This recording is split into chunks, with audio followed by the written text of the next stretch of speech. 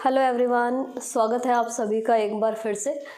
और REET level 2 maths की classes हमारी स्टार्ट हो गई थी और ये हमारी सेकंड क्लास है। फर्स्ट क्लास हमारी हो चुकी है जिसमें हमने टॉपिक स्टार्ट किया था घातांक और घात, जिसमें हमने समान आधार की संख्याओं का गुणा और भाग के जो भी नियम और उसके क्वेश्चंस को सॉल्व करना सीखा था पिछले वीडियो में।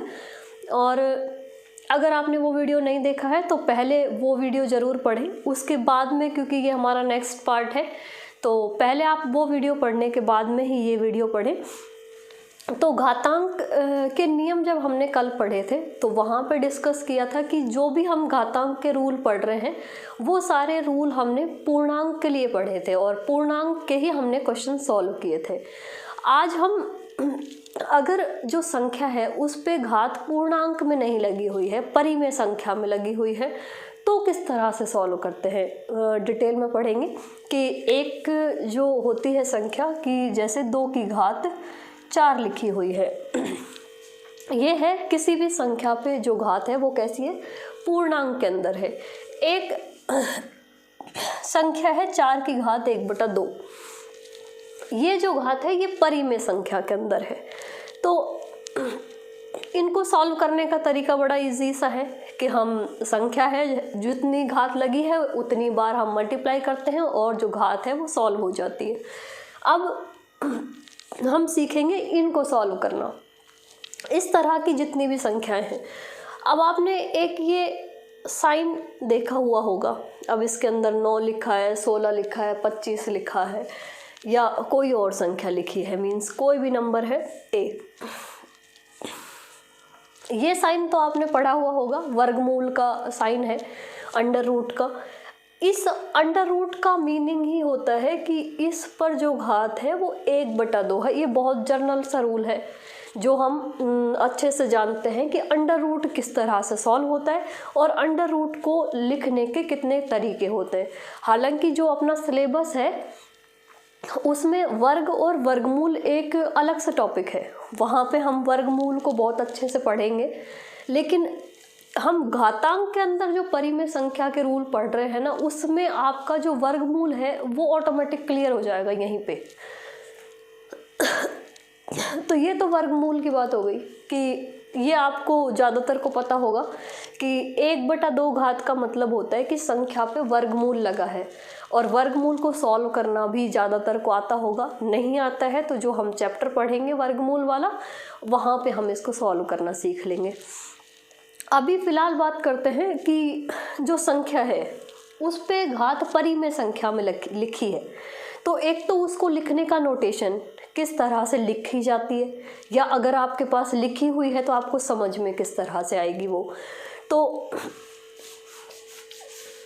ये कोई संख्या है a और इसके ऊपर ये तो है अंडर रूट, अंडर रूट का निशान है, सब जानते हैं। लेकिन इस अंडर रूट के अंदर अगर हम कुछ लिख दें तो इसका क्या मीनिंग होता है। तो जो हम घातांक के नियम पढ़ने वाले हैं अब परिमेय संख्या के लिए, वो सारे नियम यहाँ से क्लियर होंगे कि कोई भी संख्या है उसके ऊपर एक तो ये निशान बना हुआ है। अब इसको हम अंडर रूट नहीं बोलेंगे क्योंकि अंडर रूट का मतलब तो होता है 1/2 घात। तो ये जो है इसको किस तरह से हमको बोलना है और किस तरह से लिखना है। तो ये जो संख्या है इस पे ये साइन बना हुआ है, लेकिन इस साइन के अंदर एक और संख्या है। यहाँ पर ये संख्या ही है, ये भी एक संख्या है, ये भी एक संख्या है। तो इसको जो लिखने का तरीका होता है वो होता है a की घात 1/x। जब यहाँ पे कुछ नहीं लिखा होता कि सिर्फ इस तरह से लिखा हुआ है, कुछ नहीं है इसके अंदर, तब इसका मीनिंग होता है a की घात 1/2। लेकिन जैसे ही यहाँ पे कुछ और लिख दिया जाए, मीन्स अगर कुछ नहीं लिखा है मीन्स 1/2 घात है, और अगर 2 से ज़्यादा होगी या 2 के अलावा कुछ होगी तो उसको यहाँ पे लिखा जाएगा। तो ये परिमेय संख्या में जो घात होती हैं उनको सॉल्व करने का तरीका है और लिखने का तरीका है। अब इसके कुछ नियम हैं, उन नियमों को भी हम लिखते हैं। देखो जैसे ये लिखा है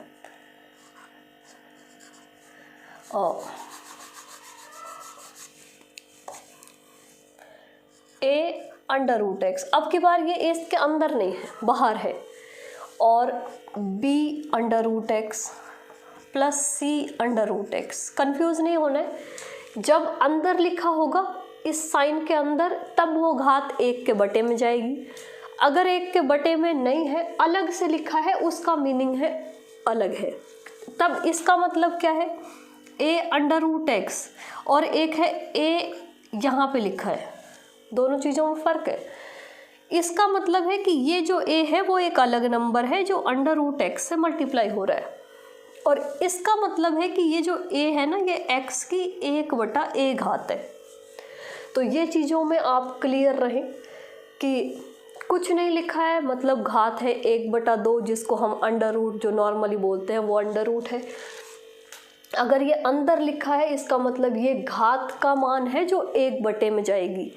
और इस तरह से लिखा है, इसको हम इस तरह लिख सकते हैं कि देखो यहाँ पे अब ये अलग अलग है, तो हम यहाँ पे अंडर√x कॉमन ले सकते हैं और a + b + c ये यहाँ से, और अंडर√x आ जाएगा कॉमन। तो ये कुछ नियम है कि अगर इस तरह से अलग अलग लिखी हुई है और कुछ संख्याएं मल्टीप्लाई हैं उसके साथ, तो हम अगर अंडर रूट वाली एक जैसी संख्या है तो कॉमन निकाल सकते हैं। बाकी की जो चीज़ें हैं वो प्लस है या माइनस है, वो एज इट इज़ जो ऑपरेशन है वो उस पर अप्लाई हो जाएगा। और ये जो नियम है इनको आप ध्यान रखें।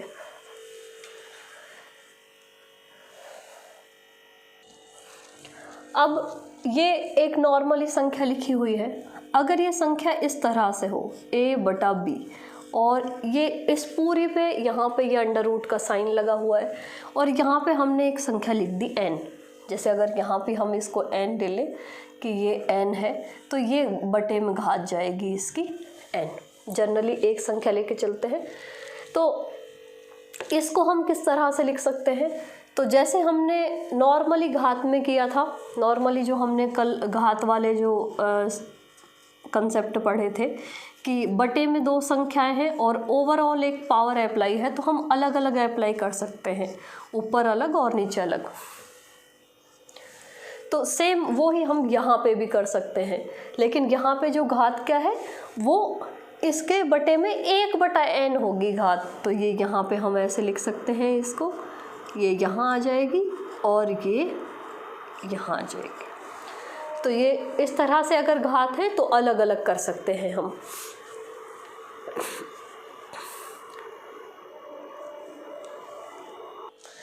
अब हम बात करते हैं जो आपकी बुक के क्वेश्चंस हैं, जो एनसीईआरटी की या माध्यमिक शिक्षा बोर्ड की जो बुक है उसका सिलेबस, उस सिलेबस में कितना पार्ट है, उस सिलेबस में सिर्फ ये कंसेप्ट दिया हुआ है कि ये रूल और आपको याद रखना है। अब ये रूल भी डायरेक्ट नहीं लिखा हुआ है, वो फैक्टर वाली जो फॉर्म हमने पढ़ी थी कल, उस फैक्टर वाली फॉर्म में ही जो घातें हैं वो परिमेय संख्या में भी दी हुई हैं। वहाँ पे बहुत छोटे छोटे सी संख्याएं हैं जिन पे सॉल्व करना, जैसे कि ये लिखा है 8 और इस पे घात है 2/3। अब इसको हल करके बताना है कि आंसर क्या आएगा, कि 8 है और 8 के ऊपर 2/3 घात लगी हुई है, इसका आंसर क्या होगा। या 125 पे घात लगी हुई है 2/3, इसका आंसर क्या आएगा। या 16 पे घात है 3/4, इसका आंसर क्या आएगा। इस तरह के जो क्वेश्चंस हैं वो आपकी जो 9th क्लास की बुक है उसमें सिर्फ इतने से क्वेश्चन लिखे हुए हैं। तो अभी पहले ये क्वेश्चंस की भी बात कर लेते हैं जो नॉर्मली बुक में दिए हुए हैं कंसेप्ट के साथ, और इन क्वेश्चंस का हाई लेवल वो भी हम पढ़ेंगे साथ के साथ ही। तो देखो, दोनों ही चीज़ों में, चाहे घात पूर्णांक में हो और चाहे घात परिमेय संख्या में हो, दोनों ही चीज़ों में हमको क्या करना है, फैक्टर जो है वो मोस्ट इम्पॉर्टेंट पार्ट है। यहाँ पे 8 की घात है 2/3, हम इस घात को सॉल्व करना अच्छे से जानते हैं, और बटे वाली घात को हम यहाँ से हमने लिख लिया है कि ये जो नियम है वो नियम है घात को लिखने का और सॉल्व करने का। अब आधार है उसको हम छोटे से छोटा बनाने की कोशिश करेंगे फैक्टर करके। तो 8 के फैक्टर करेंगे, 8 के फैक्टर करेंगे तो 2 चौके 8, और 2 दूना 4 और 2 एकम 2।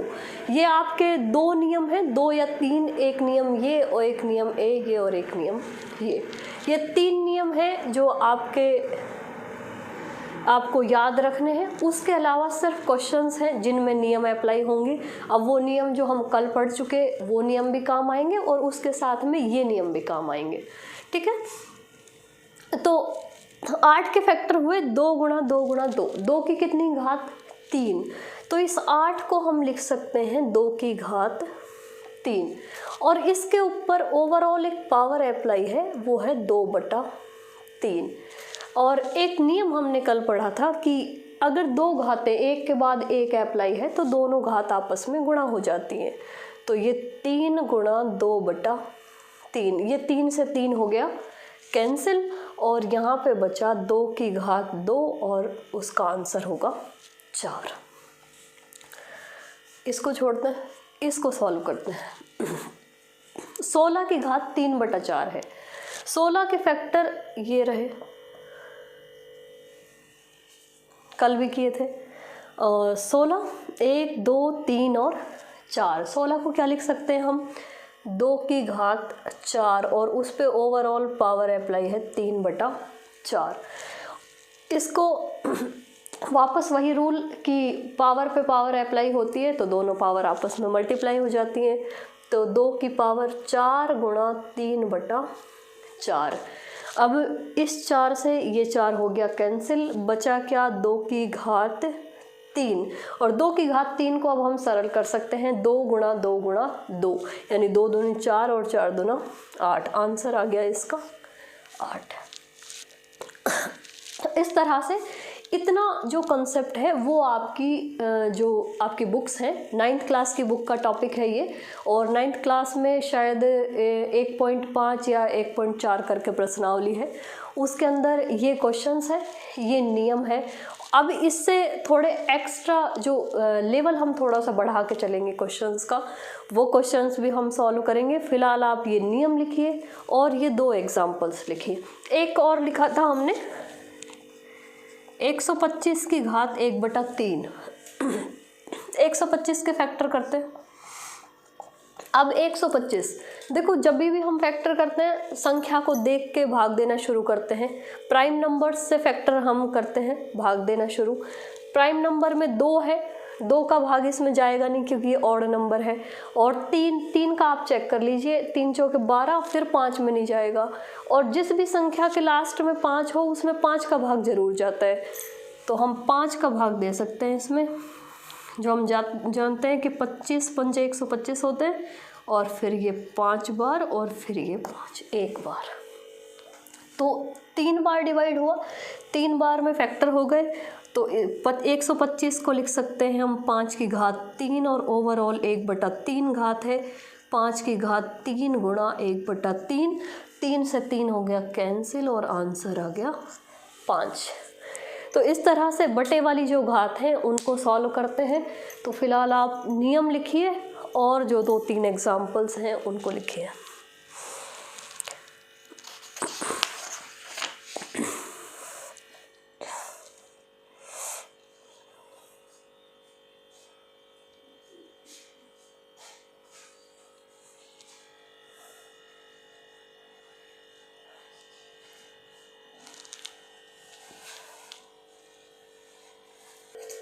कुछ और प्रैक्टिस क्वेश्चन सॉल्व करते हैं घात से रिलेटेड। तो सबसे पहला क्वेश्चन है हमारे पास 64 की घात है 3/6। देखिए फर्स्ट को सॉल्व करते हैं। ये 64 की पावर लिखी हुई है 3/6। आधार एक बड़ी संख्या है जिसके हम फैक्टर कर सकते हैं, तो पहले हम इसके फैक्टर करेंगे। 64 के फैक्टर इवन नंबर है तो 2 का भाग देंगे, 2 3 6, 2 दूना 4, फिर 2 16 बार, फिर 2 8 बार, फिर 2 4 बार, और फिर 2 बार और फिर 1 बार। 3 और 3 6 बार भाग गया, यानी 64 को हम लिख सकते हैं 2 की घात 6। ऐसे ये क्वेश्चन हम कर भी चुके हैं इस तरह के। और ये 3/6, 2 की घात 6 गुणा 3/6। 6 से 6 हो जाएगा कैंसिल, और 2 की घात 3 जो होती है 8। एक इसको हम डायरेक्ट भी कर सकते थे कि 64 की घात 3/6 लिखा हुआ है। इस 3/6 को ही, ये जो पावर है वो अपने आप में एक संख्या है जिसको हम सरल कर सकते हैं। 3/6 को हम 1/2 भी तो लिख सकते थे, तो हम इसको इस तरह से भी समझ सकते हैं कि ये 3/6 नहीं है, 1/2 है, और 1/2 को हम अंडर रूट लगा के लिख सकते हैं कि ये किसका स्क्वायर है, 8 का, और यहाँ पे डायरेक्ट आंसर आ जाता 8। तो दोनों ही तरीके से आपको क्वेश्चन को समझना है कि ज़रूरी नहीं है कि घात जिस तरह से लिखी है उस तरह से ही सॉल्व की जाए। आप घात को सरल कर सकते हैं तो पहले घात को भी सरल कर सकते हैं। ठीक है, नेक्स्ट क्वेश्चन है हमारे पास 1/81 की घात है -3/4। 1/81 घात है -3/4। अब माइनस वाली घात देखो, दो तरीके हैं। पहले आप माइनस को सॉल्व कर लीजिए क्योंकि घात में माइनस है, तो पहले आप माइनस को सॉल्व कर सकते हैं। अगर किसी भी संख्या की घात माइनस में होती है तो संख्या हम पलट सकते हैं, अंश में है तो हर में ले आएंगे, हर है तो अंश में ले जाएंगे, तो वो जो घात है वो पॉजिटिव हो जाती है। नियम पढ़ा था हमने। और अगर आपको ये नहीं करना है कि पहले हमको भाई घात को नहीं छेड़ना, हमको तो आधार को छोटा बनाना है, तो आप वो भी कर सकते हैं। बाकी फ़िलहाल हम देखेंगे कि ये संख्या जो है वो अंश की बजाय हर में लिख रखी है, तो पहले हम संख्या को ही ऊपर ले आते हैं कि संख्या ऊपर भी आ जाएगी और घात जो है वो पॉजिटिव भी हो जाएगी। तो ये जो संख्या है ये 1/81, इसको हम ऐसे लिख सकते हैं 81 की घात -3/4 कि घात जो है वो ऊपर वाली संख्या पे अलग और नीचे वाली संख्या पे अलग अप्लाई हो जाती है। और जब ये इस पे माइनस की है तो ये पूरी ऊपर आएगी, तो ये 81 की घात 3/4 हो जाएगी।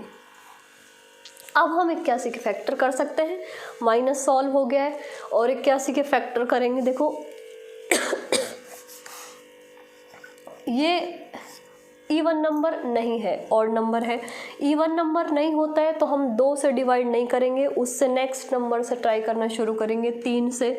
तो ये 3 दूना 6, 2 बचेंगे, 3 7 21, फिर 3 9 बार, फिर 3 3 बार और फिर 3 1 बार, टोटल मिला के 4 बार भाग गया।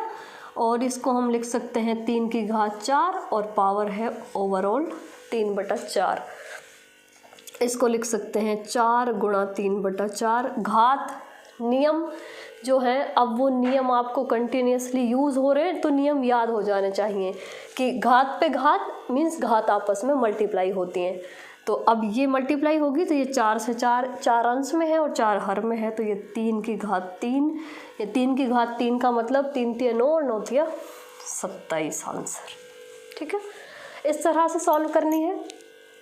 नेक्स्ट है 625 की घात है -1/4।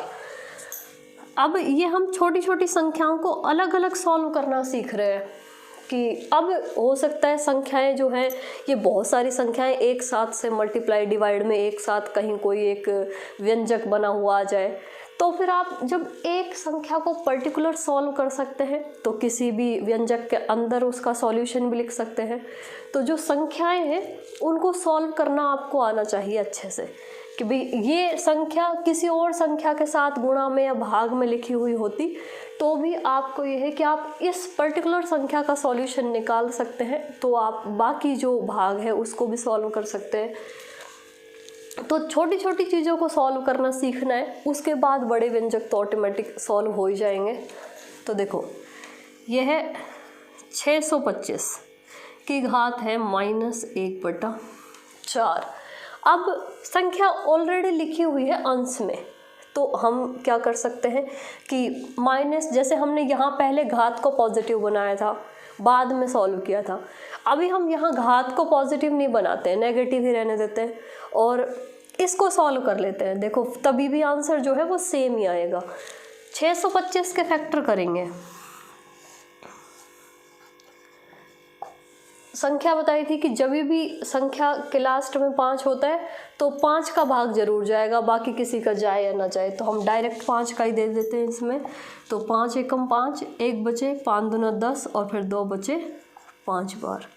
फिर इसमें देंगे 5 दूना 10 और 2 बचे 5 बार, फिर 5 का देंगे 5 बार और फिर 5 का देंगे 1 बार। तो टोटल मिला के कितनी बार फैक्टर हो गए? 4 बार। 5 गुणा 5 गुणा 5 गुणा 5, तो 625 को हम लिख सकते हैं 5 की घात 4। और ओवरऑल इसके ऊपर पावर अप्लाई है -1/4। तो अब हम जो नियम पहले अप्लाई कर रहे थे कि घात जो है वो आपस में गुणा हो जाती हैं, तो अभी भी हम वही माइनस है, तो ऐसा नहीं है कि माइनस है तो घात गुणा नहीं होगी, घात तो तभी भी गुणा होगी। तो हम यहाँ घात को फिर से गुणा कर देते हैं कि ये 5 है और घात गुणा होगी 4 गुणा -1/4। माइनस है इसलिए ब्रैकेट में लिखा है। 4 अंश में 4 हर में कैंसिल हो गई, बचा क्या? 5 की घात -1। -1 घात है, नीचे ले जाएंगे पॉजिटिव हो जाएगी, तो ये 5 की घात 1 पॉजिटिव हो गई नीचे आके, और 1 घात को हमको लिखने की ज़रूरत नहीं है। तो आंसर आ गया 1/5। इस तरह से जो भी संख्याएं हैं उन पे घात बटे में लगी हुई है, चाहे 1 बटे में है या और 2 बटे में है, मीन्स कोई भी संख्या है, माइनस की घात है, परिमेय संख्या है, पूर्णांक में है, बटे में है, सारी जितनी भी तरह की हम घात को सॉल्व कर सकते थे, हमने सारे एग्जाम्पल्स जो हैं वो एक एक करके छोटे छोटे पार्ट्स में हमने लेके सॉल्व कर लिए हैं। तो जितने भी नियम हैं आपके और जितने भी स्टेप बन सकते हैं कि घात पे किस तरह से क्वेश्चन आएगा और किस तरह से घात के पैटर्न आपको मिल सकते हैं, कि घात जो है वो नॉर्मली जैसे पिछले वीडियो में हमने पढ़ी थी कि पूर्णांक में तो हो ही सकती हैं, अब बटे में होंगी तो आप बटे में भी पहले ध्यान दें कि हो सकता है घात को ही हम सॉल्व कर सकें, फिर माइनस में है या पॉजिटिव है या नेगेटिव है, जैसी भी है, तो हमारा फोकस रहता है कि जो आधार में जो संख्या दी हुई है उसके फैक्टर करना और बाद में जो हमने घातांक के नियम पढ़े हैं वो नियम अप्लाई करना। ठीक है, तो आई होप आपको समझ में आ गया होगा यहाँ तक, और बाकी जो भी क्वेरीज़ हैं वो आप कमेंट कर सकते हैं। और व्हाट्सएप ग्रुप का लिंक आपको सिलेबस वाली वीडियो में दिया था वैसे, अदरवाइज़ आपको इस वीडियो के डिस्क्रिप्शन में भी मिल जाएगा। तो बाकी आपकी अगर कोई समस्या है तो आप व्हाट्सएप ग्रुप पे वहाँ डिस्कस कर सकते हैं। अभी इसको नोट कीजिए।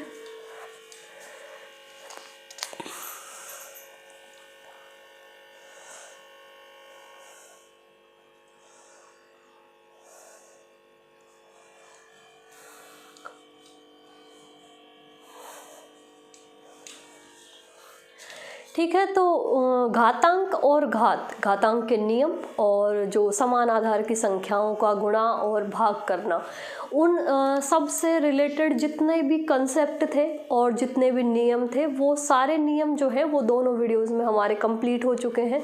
नियम आप एक बार अच्छे से पढ़ें और जो क्वेश्चंस हमने सॉल्व किए हैं एक बार उनकी प्रैक्टिस करें। आपके पास खुद के पास जो बुक होगी उसको एक बार सॉल्व करने की कोशिश करें। अगर कोई क्वेश्चन नहीं होता है तो वो आप ज़रूर बता सकते हैं। और इसके बाद हम 1-2 क्लास और लेंगे जिसमें और जो प्रैक्टिस क्वेश्चंस हैं इस टॉपिक से रिलेटेड वो प्रैक्टिस क्वेश्चन सॉल्व करेंगे। और बाकी जो भी आपकी समस्या होगी वो आप समस्याएं शेयर करते रहिए, उसका एक अलग से जैसे भी आपकी जो क्वेरीज इकट्ठी होंगी वैसे उसका एक अलग से आपको वीडियो सॉल्यूशन जो है वो मिल जाएगा। और जो भी कंसेप्ट था वो कंसेप्ट आपका कवर हो चुका है इस टॉपिक का। तो इस टॉपिक से रिलेटेड 1-2 वीडियोस हम और शेयर करेंगे जिसमें प्रैक्टिस आपकी और अच्छे से हो जाएगी। और उसके बाद में हम चलेंगे अपने नेक्स्ट टॉपिक पर। तो आई होप कंसेप्ट आपको समझ में आ रहा है और वीडियो आपको अच्छी लग रही है, यूज़फुल है आपके लिए, तो लाइक शेयर ज़रूर करें। चैनल को आपने अभी तक सब्सक्राइब नहीं किया है तो सब्सक्राइब ज़रूर कर लें। मिलते हैं नेक्स्ट वीडियो में।